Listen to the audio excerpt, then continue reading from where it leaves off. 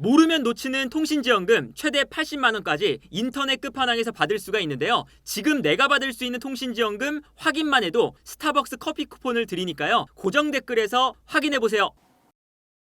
브루노 페르난데스가 결국에는 아릴날의 제안을 거절했다 라는 기사가 떴어요. 지금 뭐 BBC부터 시작해서 스카이 스포츠, 유력 매체들에서 다 그런 이야기가 나오고 있고요. 그리고 이제 브루노 페르난데스가 직접 인터뷰까지 했습니다. 일단 브루노 페르난데스가 현재 맨유에서의 급여보다 아릴날에서 2배 이상 인상할 수 있는 계약을 진지하게 고려했습니다. 저번에 나왔던 금액이 얼마였냐면 2억 파운드였죠. 2억 파운드. 세금을 안 떼니까 이제 아까 연봉이 2배 이상 늘어난다고 했는데 사실상 주급이 4배 이상 늘어나는 거래요. 4배. 그래서 2억 파운드면 아릴날이 제안한 금액이 4년 동안 3,700억. 엄청난 금액이잖아요. 그리고 실제로 브루노 페르난데스의 에이전트가 사우디에 가서 아릴날을 만나는 게 포착이 됐어요. 그래서 진지하게 브루노 페르난데스가 사우디 쪽과 논의까지 한 거거든요. 그런데 브루노 페르난데스가 가족들과 논의한 이후에 아릴날에 합류하지 않을 것이라고 통보를 했습니다.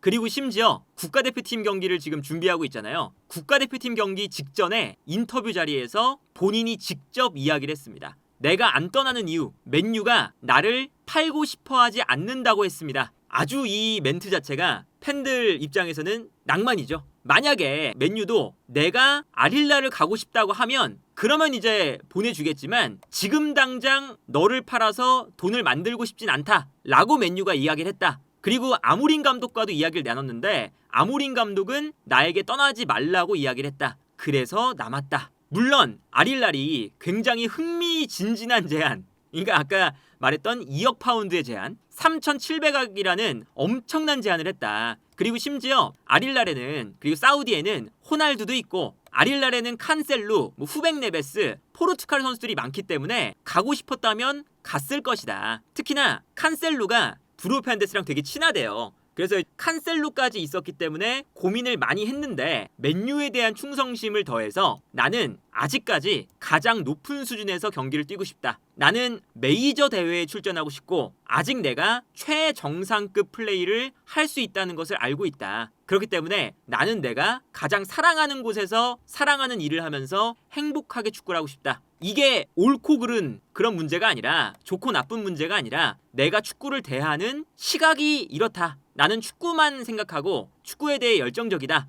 그렇기 때문에 이게 내가 내린 결정이다. 어쨌든 사실 엄청난 금액이잖아요. 근데 이제 맨유에 남는 것을 선택했고, 그래서 이제 맨유가 이렇게 되면 이적 시장을 굉장히 잘 보낸 게 됐어요. 쿠냐를 영입했고 은베모를 영입했는데 브루노 페르난데스도 어쨌든 지금 지키는 게 되는 거거든요. 이렇게 되면 여러 가지 전술을 또 쓸 수가 있습니다. 브루노 페르난데스가 남기 때문에 브루노 페르난데스의 찬스 메이킹을 활용하면서 동시에 이제 쿠냐의 플레이 메이킹, 그리고 뒷공간에 대한 침투, 득점력, 은베모의 이런 저돌적인 움직임, 이런 것까지 또 같이 쓸 수 있는 그런 이제 상황이 된 거잖아요. 이제 맨유가 기본적으로는 최전방 공격수 호일룬, 이제 호일룬이 여기서 이제 뛸지 안 뛸지 모르죠. 근데 밑에 쿠냐랑 은베모를 영입을 했고요. 그리고 브루노 페르난데스까지 지켜내는데도 성공을 했어요. 근데 호일룬을 사실은 믿지 못하겠으면 호일룬을 빼버리고 이 공간에 지르크지를 넣을 수 있죠. 근데 지르크지도 이제 아모린 감독의 축구에서 아무래도 달려나가는 스피드를 중요시 생각하다 보니까, 물론 지르크지가 좋긴 하지만 지르크지를 활용을 일단 잘해야 돼요.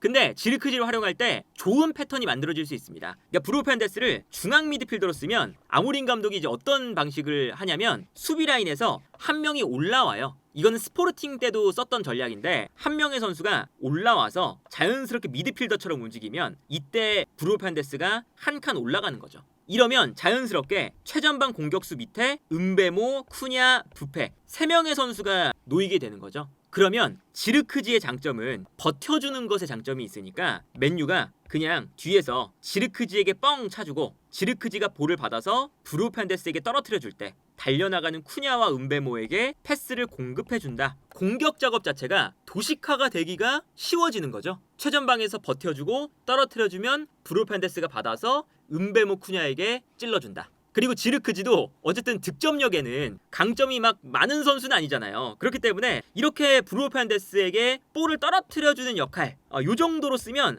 아마 지르크지가 꽤나 괜찮을 것 같거든요. 그리고 이제 뭐 지르크지 같은 경우에도 유로파리그 결승전만 봐도 지르크지가 떨어뜨려주는 플레이는 매우 잘합니다. 이게 유로파리그 결승전이었는데 브루노 페르난데스가 중앙 미드필더에 서 있잖아요. 근데 지르크지가 살짝 내려오면서 공간을 만들어줍니다. 수비가 끌려 나오고 있죠. 이게 로메로가 끌려 나오는 장면이에요. 근데 끌려 나올 때 여기서 지르크지가 볼을 받아서 떨어뜨려줍니다. 그러면 브루노 페르난데스가 떨어뜨려주는 볼을 받아서 바로 전방으로 패스를 공급을 해주는 거예요. 근데 여기서 지르크지가 수비를 끌고 나왔으니까 지르크지가 떨어뜨려주는 볼을 받자마자 달려나가는 선수에게 브루노 페르난데스가 패스를 보내주는 요 공식이 성립이 됩니다. 그래서 이 장면에서 떨어뜨려 주자마자 부페가 패스를 찔러주는, 그리고 이 공간으로 뛰어들어가면서 가르나초가 스피드가 빠르니까 가르나초가 좋은 공간으로 뛰어들어가면서 슈팅으로 마무리하는 이런 장면이었거든요. 가르나초가 아니라 이제는 쿠냐나 은베모가 이제 마무리를 할 거니까 지르크지가 떨어뜨려주고 부페가 받아서 은베모 쿠냐 거기서 마무리. 전체적으로 보면 이제 팀의 뭔가 공격적인 과정 자체가 머릿속에 그려지는,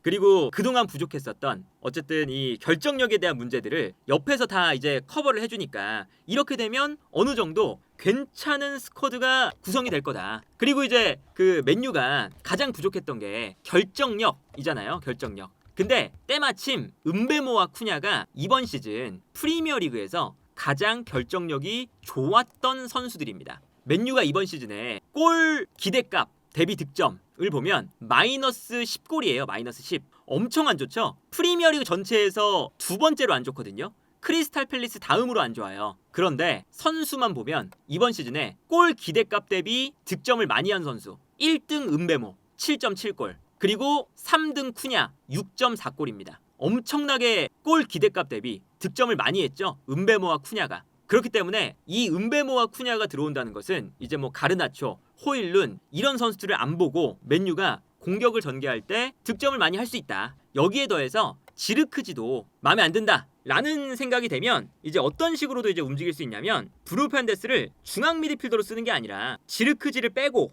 부페, 쿠냐, 은베모의 라인으로 가도 돼요. 예를 들면 뭐 쿠냐가 원톱을 보면서 부페, 쿠냐, 은베모 이렇게 3톱을 봐도 되고, 아니라면 부페가 약간 가운데로 들어오면서 쿠냐, 은베모 투톱에 브루노 페르난데스가 공격형 미드필더 이런 식으로 가도 되고요. 아니면 은베모가 이제 원톱처럼 되면서 부페를 오른쪽에 두는 이런 플레이도 가능한 거잖아요. 여러모로 일단은 맨유가 부페를 남기면서 그리고 쿠냐와 은베모를 데리고 오면서, 은베모는 아직 확정이 아니지만 이제 여러모로 지금 공격 라인의 구성이 벌써부터 퍼즐이 맞춰지고 있다. 그리고 이게 어쨌든 맨유가 유로파리그 결승전에 패배하면서 우려가 됐던 부분이, 당장 최근에도 델랍이 첼시를 선택했던 이유가 맨유가 챔스를 못 가서거든요. 심지어 이제 어떤 기사까지 나왔냐면 투엘이 델랍에게 조언을 했다고 알려져 있어요. 투엘이 잉글랜드 국가대표팀 감독이다 보니까 월드컵에 가고 싶다면 챔피언스리그에 나가는 첼시로 가는 게 중요하다. 거기서 활약을 보여주면 월드컵 스쿼드에 합류할 가능성이 높아진다 라고 조언을 했다고 합니다.